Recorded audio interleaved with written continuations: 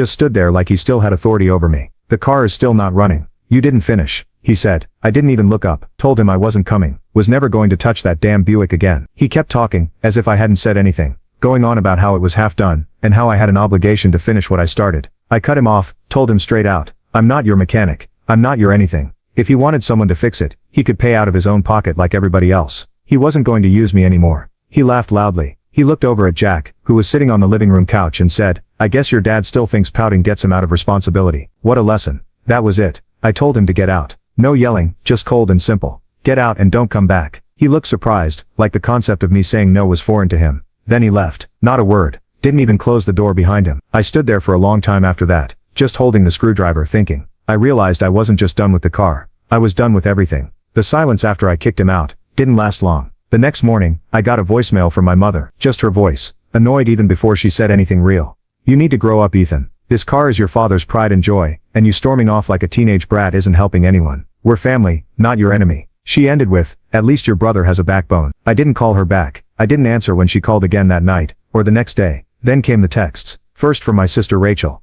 Why are you being so dramatic? It was a joke. You always overreact. Then my cousin. Then my mom again. But not one of them asked me how I felt standing there being mocked in front of my own children. Not one of them thought that maybe I'd had enough. Only one person didn't speak up. My Aunt Sharon. She texted me 3 words that day. Nothing else. I understand everything. It was the first time I had smiled in a week. What really broke my heart happened 2 days later. Jack came back from a weekend at my ex's house and told me that my dad had stopped by to see them. He said he told them I was acting like a spoiled teenager throwing a temper tantrum, and that I had finally proven I don't have what it takes to be a man. Jack asked me what he meant. I didn't have an answer. Not one I wanted to give to my son. So I did something I'd never done before. I blocked both of my parents' phone numbers. Then I texted them first. Just one last message before the silence. You don't get to humiliate me and then play the victim. You made your choice. Now live with it. Now you can watch the second part by pressing share and more. While I was repairing my dad's car all